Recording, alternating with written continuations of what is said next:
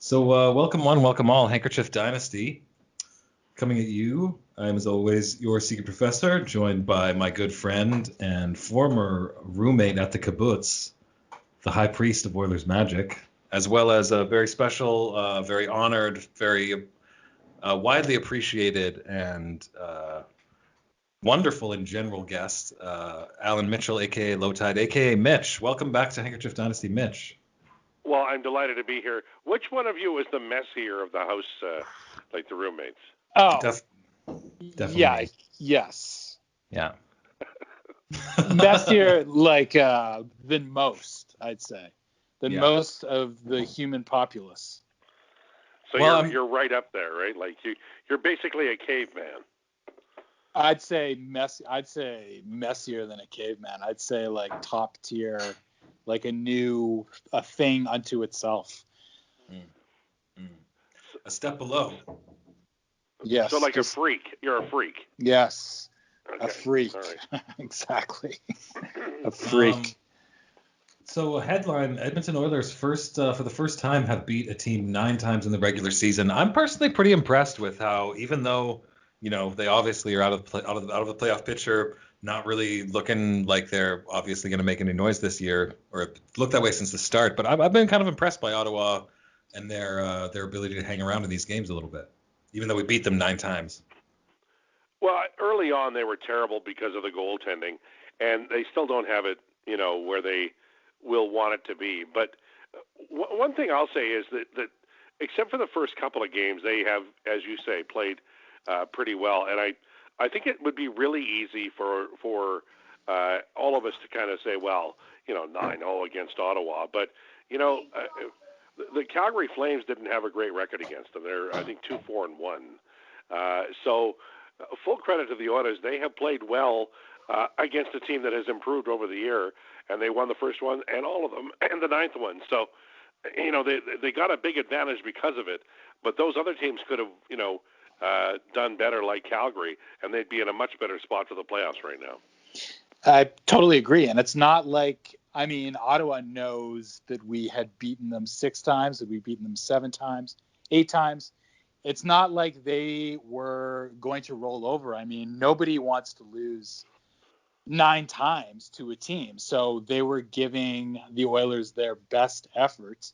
And Mike Smith stood on his head tonight. And the Oilers did it again. They did it again. Full credit to the Oilers. Yeah, we're seeing that script a lot lately, or we've certainly seen it more than a few times this year, where the team is kind of playing a little lackadaisical. They're getting outplayed early on, but Mike Smith holds them in it, and then they are able to battle their way out of it. Yeah, I think Smith had he's had a hell of a run here. The Oilers are they're going to the playoffs, and Mike Smith's a big part of that. When he came in, they were a little listless in that area. I don't think he's the MVP of the team, as some are saying, because there's McDavid and Draisaitl. But I think Smith, at the most important position of the game, he has saved them. And tonight, he stopped 39 of 40, and a lot of those were really good chances. Like the Senators are young, but they have tremendous skill on that team. 2 or 3 years from now, you won't want to play them full stop. Do you think Mike Smith is going to get Vezina looks? No, because they're all going to give it to the guy from Toronto. I'm teasing, but not really. You'd also have to probably be showing a little bit higher in just those pure statistical categories for that, right? I think he deserves it. He's got a .922 save percentage. He's 14-3. He's 39 years old, and he's coming off an injury. Yeah, but 922 doesn't even put him in the top 10, though. Yeah, but what's the award they give to the player who loses an arm and comes back? What's that one called? Oh my gosh. Masterton? Yes, Masterson. Bill Masterson. Yeah, maybe. Mrazek is .955 in Carolina, but in 6 games. Campbell's 952 in Toronto. Saros in Nashville is .946, and he's played 23 games. Vasilevsky's .943. God, there's some great goaltending. But Smith is like, I'm sorry, I'm looking at even strength here. His 5-on-5 save percentage is .929, boys. He's had a hell of a year. He has had a hell of a year. I think it's turned into not just a hell of a run anymore. I think this is a hell of a year. And I think if he keeps it up, he is going to get Vezina looks, I think. So we're all willing to forgive him for the delay of game penalty tonight? Oh, yeah, of course. Yeah. Happens all the time.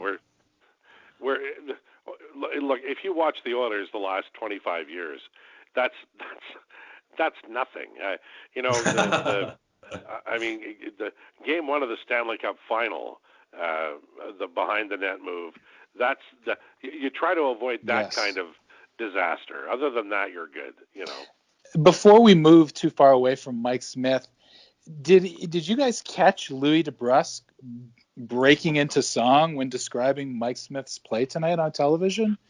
It's something knew it was a Lionel Richie song. I just couldn't identify the song. All night long. Secret Professor, did you catch that? No, I didn't catch that. Oh, my gosh, it was incredible. So, just very briefly, because I think it should be a huge deal that this happened. I was watching it with my son, and we were both just like, what the? So, Louis DeBrusk was talking, and he said, he was like, Mike Smith he's been outstanding all night long. And then he just kept talking. And Jack didn't say anything. Jack, who was always talking, who's always willing to accompany anyone on a tangent anywhere, just like kept going, and it never came up again. And it was that's got to be, in my opinion, that's the Oilers playoff song right there. Well, he also, and look, I can't sing a note, so I stand to be corrected here. I believe at least two of the notes he hit correctly. Yeah, it was great. It sounded great. It was amazing. I couldn't believe it. I had to get that in there. It was, to me, that was almost the entire game was that moment. That happened, and I've literally been pacing the house since it happened, trying to collect myself, getting over the fact that Louis DeBrusk sang All Night Long by Lionel Richie on live television. Well, to be honest, I think in the near future we can expect a lot of people in and around the Oilers, fans, even people on the team, to just burst into song randomly, because it's just such there's a nervous energy around how good this team is, how much fun it is to watch them, how much really it looks like the decade of darkness is well in the rear view now, but like we don't have the kind of like emotional architecture to handle that, so we do things like burst into song and giggle and such. Well, you got to take it where you can get it, right? You can't go through every day on the downbeat. So when you feel like breaking into song, then let the music take you, as they say. Absolutely. Lowetide, where are you at with the Nuge injury? What are your thoughts? Well, I have thoughts, and I combine them with other thoughts. Okay, I will tell you that I always listen to the general manager, and I take the general manager at his word. But then I always look for holes in the general manager's argument based on what he said he was going to do and then what he's going to do. And look, I think Nuge will be fine. He'll probably play in Calgary. But I add it to a list of curios that I have about veteran players who aren't playing. Like, James Neal is on the taxi squad right now, correct? Mm-hmm. Yeah. Hasn't played since March 15th. What's going on there? Like, what? I don't know. We were talking about it last episode because we haven't heard about him in a while. It's really bizarre how little attention James Neal's gotten as like an option for this roster. Like, are they saving him for the playoffs or something? Like, that's not even a thing. Well, I just wonder if we're going to hear, and I'm not casting aspersions. I'm not calling anybody a liar. I just wonder, because he had some COVID issues earlier, I wonder if we're going to have, before Monday, a James Neal or a Nugent Hopkins, although it doesn't sound like his issue is long-term, that they're going to have to LTIR him, and that might free up some money, a la Brendan Gallagher, a la others, who are suddenly unavailable. The Neal thing is just curious to me because, it could be nothing. It could be that they simply decided they wanted to run with other people who could penalty kill, and he wasn't, there wasn't room for him because they had to have the third goalie there. I don't know. But right now it's weird to me that he's on the taxi squad making 4 point whatever million, and nobody's asking why he's not playing every night. Do you think it's giving Kenny Holland any pause in terms of Nuge maybe having a tiny bit of an off year here? Maybe he's a little hesitant to lock him up long term if he feels like maybe he's not showing good chemistry with some of our top players right now, or am I completely out to lunch there? I think Holland. This is like, I'm glad Holland is he's like the executive from out of town, right? So he comes in and he evaluates based on what he knows. I think that everybody who's an Oiler watcher, observer, aficionado just values Nuge at a different level. I mean, really, I think if he'd been negotiating with Chiarelli might have, been surprised at the amount asked for and then given it to him, because Nuge goes all the way back to the beginning of the decade of hope, which turned into a decade of hopelessness. But I think somebody like Holland probably will negotiate with him properly, and he hasn't had a very good year at 5-on-5 for sure. But he's got great utility. He's been a part of this team for a long time. He doesn't bitch and moan when they move him off the wing or move him to center or whatever. Never says a word about anything. I am hopeful he returns.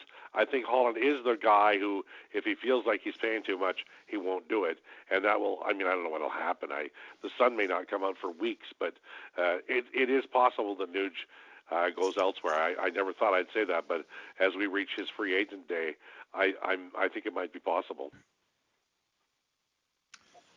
Yeah, which is a really startling thought, because I honestly never would have thought we would have come to this point. I mean, even with him being held out today, the mind goes to a place where it's like, well, maybe, I don't know, fuck, Nuge plus for like Eichel or something.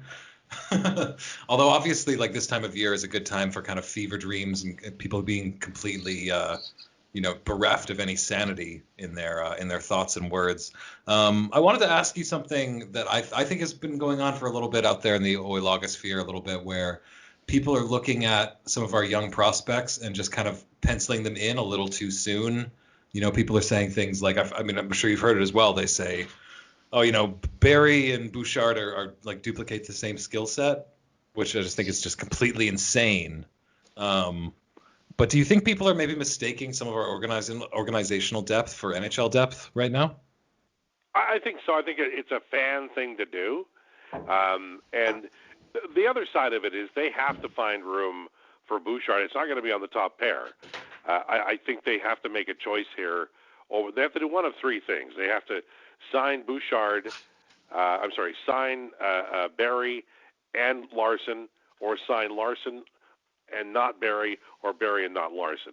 But what they can't do, if they sign both Barry and Larson along with Bear and Bouchard, they're going to have to trade one of Bear or Bouchard. My suspicion is that they'll let Larson or Barry go. I'm not sure which. Quite a change from, I think most people probably expected that Larson would not necessarily be an Oiler after this current contract, so it's definitely great to see his level of play just really convince people and put some asses in the seats this year, because I've been a big fan for a long time. It's a great player. Can play with skill. Obviously, he thinks really well. Along with even on off nights, he can get 2 assists. It's funny because he'll make these little passes that look like nothing, and yet they keep the puck in and under control. And the Oilers, really have not had that. They've had a lot of talented guys, but he just seems to be able to keep the puck in the zone, in the offensive zone, certainly on the power play, but even at 5-on-5. He's obviously familiar with the task and good at it because he's so skilled. The other guy who did it pretty well was Kleppbaum, but he's obviously injured. Lowetide, do you expect any moves to be made here before any playoff moves, any pickups, any spare parts that we acquire here before the run begins? I think they'll do something. Everybody talks about Luke Glendening. I don't know that. I know faceoffs are important, but are they so important that you're going to I don't think Glendening is better than Haas except in the face-off circle. Yeah. I would like to see them if they can get a skill winger, and I know that makes people roll their eyes because who's out there that they can afford? I don't know, but like if you look at the Oilers right now, Nuge and Puljujarvi are playing up with McDavid when they're playing when Draisaitl and McDavid are not together. Nuge is not playing with Draisaitl and Yamamoto. That line was killer a year ago. Yeah. If you could find somebody out there, and I don't know who it is, and I don't know what their price is, but I would be willing even to take a risk just to go and acquire somebody who might be able to help you down the stretch, because this team needs a spark. And a year ago, Tippett found it when Holland recalled Yamamoto from the minors. Sometimes I just think you need a fresh look and a fresh approach. And hell, maybe it's Drake Caggiula who's on waivers. I don't know. I'm just saying I would, if I were Holland, I would just bring somebody in and as a skill winger and just try them out a little bit, because it's pretty stale on the skill lines for the Oilers right now. Drake Caggiula was placed on waivers. He was placed on waivers today or tonight? So we'll have until tomorrow sometime to pick him up. Do you think that's something that could happen? I kind of think it is something that's, of all the things that I've heard, all the moves that I've heard that could be made, that one has a kind of a ring of possibility to it. Maybe not the truth yet, but a ring of possibility. I know he was really popular in the locker room, and he was just sort of let go for nothing. Is that something you could see happening, him coming back? Well, I know that the word around the team at the time, and I don't hang around the team, but I hang around people who hang around the team, was that he was a popular member of the club.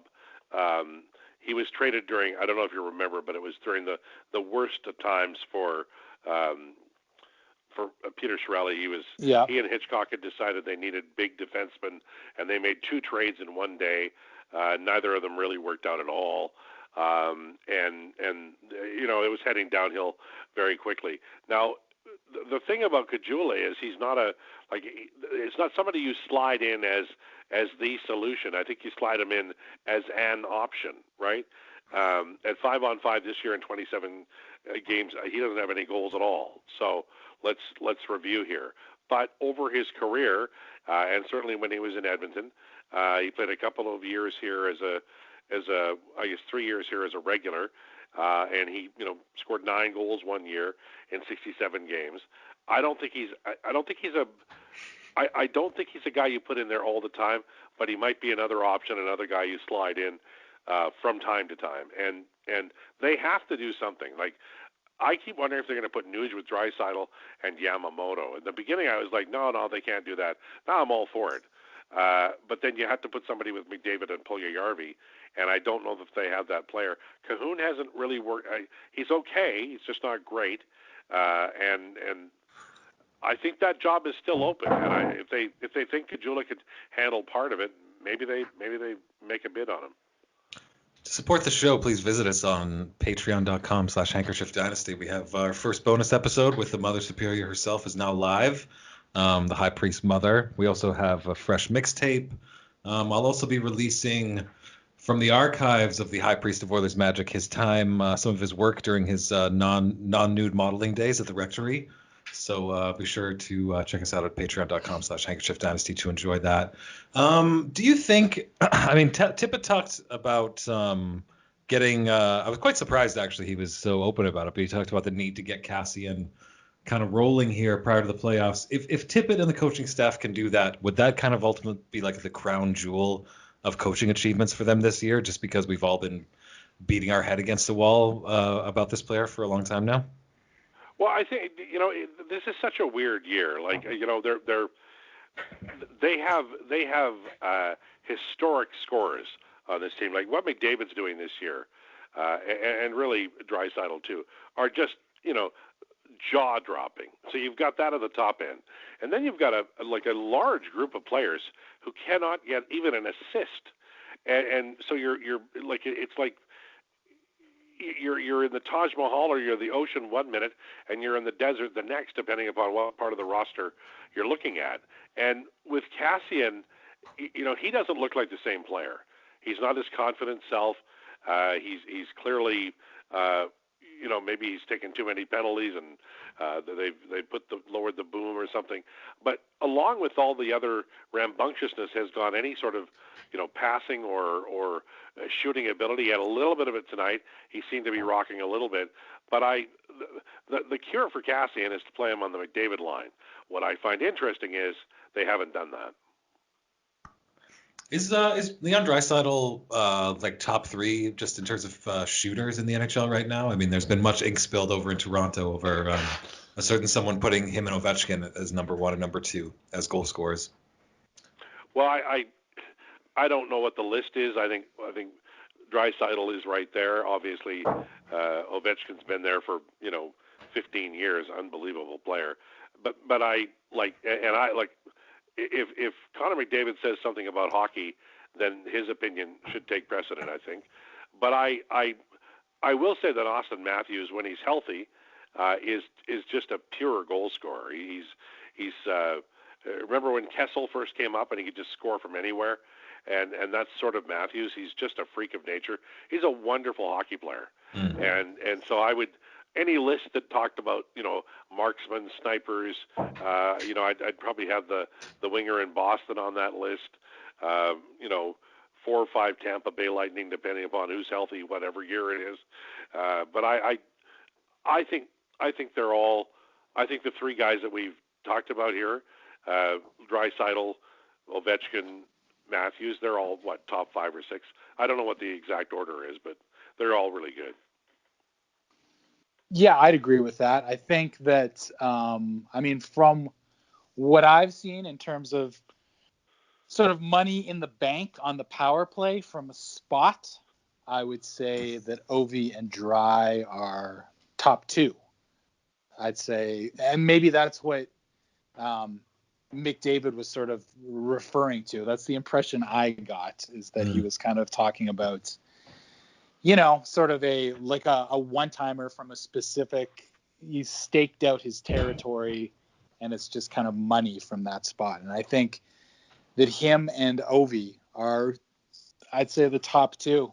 And Matthews is definitely in there. Matthews definitely has a great shot. But in terms of a guy who can stay in one spot in the ice and get that one-timer off, I don't know. I don't know if there's very many guys in the league that can do it better than Leon Draisaitl. Agreed. I think listening to what you just said, that makes perfect sense to me. High Priest? No. No, of course not. It makes. I'm just shocked. I think I've heard somebody say that to me like maybe 3 or 4 times in my entire life. So I'm reeling. We'll start the wind down procedure here. I know we wanted to keep this a little episode-ito. Thank you so much for coming on, Mitch. By the way, do you think you would ever want, I'm asking for a friend, but if you ever wanted some young kind of men about town podcasters on the Lowdown with Lowetide, I mean, who would we submit our resume to? Well, what happens is, and I mean, I'm being real honest here, because I'm older, you got to do it a few times, and then I begin to know who you are. I might be able to identify you in a police lineup. And then, 2 or 3 years later, your Remchuk will ask me about you, and then as soon as he knows, it clicks right in and you get on the show. That's basically how it works. Good to know. I'm taking notes. It's not that I don't love everybody, but it's like my neighbors. I love them. I just don't know who they are. Well, I mean, I also wouldn't want to inflict the kind of deluge of mediocrity that would rain down upon you. So, we'll consider all options. Well, one thing I will say is that the little promo you did a couple of minutes ago, when you were talking about somebody during their nude period or whatever. Non-nude modeling. Non-nude. I'm sorry, I got confused. I think that sort of thing will get you to the top of the broadcast industry quicker than anything I could ever do for you. Nice, that's true. What do you think is going to happen with Vancouver? Do you think we should just maybe consider just letting them kind of call it? Do you think maybe? I mean, I know it's counter to all of our personal interests as proprietors of hockey-based programming, but maybe we should just let them take a little break, take a little breather. Gary's going to make them play every game.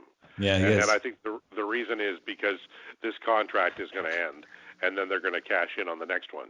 And he doesn't want to do any make goods, and so that's going to be, like they're already calling guys back from Utica, and they had an outbreak in Utica, and I honestly wouldn't be surprised if he made them sign some more free agents, just because they're all going to play 56 games, and it'll probably screw the Oilers up because they'll be playing until the day before the playoffs start, and that'll be a tired team that hits the ground running in the playoffs against, I think it's going to be Winnipeg. But that's my take. They're going to play 56 games. It's intense, man. I mean, it's like it's the kind of thing you'd see in some kind of totalitarian state, I don't know.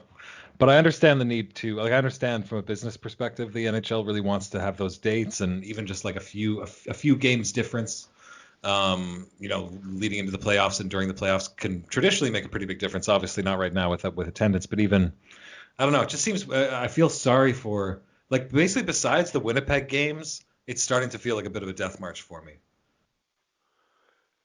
But maybe that's just the way the regular season always feels near the end, especially if you've kind of already punched your ticket. Well, I think the Oilers have a lot they need to iron out. Like their left side of their defense is not pumping on all pistons, and Russell as a second pair with Larson is I mean, it's pretty dire. That's not going to work. And so I mean, I wouldn't be completely shocked if they went out and got a left-handed defenseman. I'm not kidding you. But they got to trust Caleb Jones more. Ethan Bear's coming along. Caleb Jones got an assist tonight. They're finding out about themselves. Like right now, that Cara line, we're going to see that line in the playoffs guaranteed. They're solidifying themselves as a bottom six workhorse line for Tippett right now. But the top two lines, you tell me what the opening night lines are going to be in the first game of the playoffs against Winnipeg. I have no idea how they're going to line up in the top six. Do you think you could keep opposition coaches kind of on edge? Like we saw that we weren't expecting the Connie and Draisaitl line together game before last, and then when they came out, they were playing together. Do you think it might put an opposition coach on edge to kind of be prepared for, say defending those two on different lines and then have to deal with them on the same line, or vice versa? Oh, I think so for sure. It's it's a cat and mouse game, right? And you see it, often during the flow of the game where they can't get any, open air for McDavid. They'll just slide him down to the fourth line and play him there and see if he can make something happen there. I have no doubt that Tippett uses it strategically, and I think he rewarded them tonight because they played so well last night. Awesome stuff. We always love having you on, Mitch. Always a pleasure. High Priest, do you want to take the last one, or you got any special admonishments, announcements, anything in the church bulletin? Nothing really important. The pierogi supper has once again been postponed. Damn it. We'll put that on hold. The pierogis are in the freezer. Mushroom gravy, it'll all hold. If I have you on the lowdown, would you send me pierogis? Yes, of course. Of course. More than you could ever possibly need. Yeah, more because that could break the ice. I'm just saying. Well, I believe you might have a producer of the Ukrainian persuasion as well. Yes. Yeah. I've asked him many times if he knows what pierogis are, and he has said yes. So, that kid's going places. Okay, well, we'll look forward to the game against the Flames tomorrow. I mean, you guys think basically like we should win that one? I mean, fair to say, knock on wood. I mean, they suck, right? The Flames are ass right now, as I think I'm not ashamed to say. I never, it's a Sutter team now, so it'll be a hard fought, game no matter what. They may suck, but they're gonna they're gonna contest a lot of stuff, and I never take Calgary lightly. Giordano plays right at the edge. Yep. I'm always just happy when they get out of the game healthy. I'll be honest. That's how I feel. Fair enough. Yeah, that's a good point too. Okay, well, we'll look forward to the deadline. I have a feeling it might be a bit of a slow one. We'll be listening to the lowdown with bated breath and with bells on. And thank you so much for your time tonight, Mitch. And we'll hook it up again real soon. Okay. Boys, I enjoy doing this. Thank you. Yeah. Take care, everybody. Thanks for listening, all.